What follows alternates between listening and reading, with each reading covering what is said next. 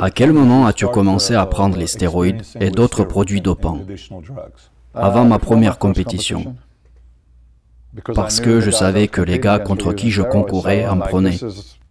Je me suis dit que ce sont les règles du jeu et que si je vais concourir sans les stéroïdes, je vais être grandement désavantagé. Mais ce n'est pas impossible si vous avez une meilleure génétique que les autres. Ceci étant dit, ma première compétition n'était pas avec la fédération. C'était une compétition locale, Mr Birmingham, et je l'ai gagnée alors que j'étais au naturel.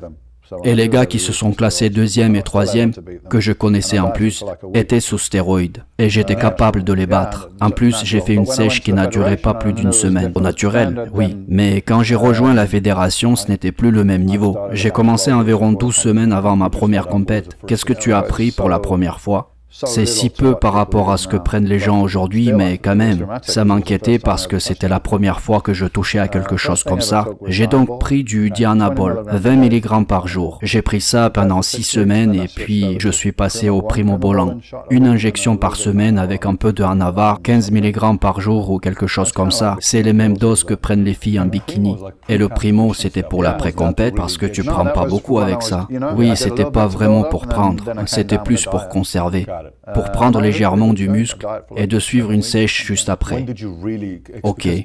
Oui, effectivement, quand on te voit contre Lee Haney, quand tu montes sur scène face à lui, t'as l'air très bien. On se dit tout de suite que ce gars peut gagner. Mais t'es allé au-delà de ce niveau, t'es rentré dans une autre dimension après. Comment as-tu fait? Qu'est-ce qui t'a permis de repousser encore tes limites pour passer à un niveau supérieur?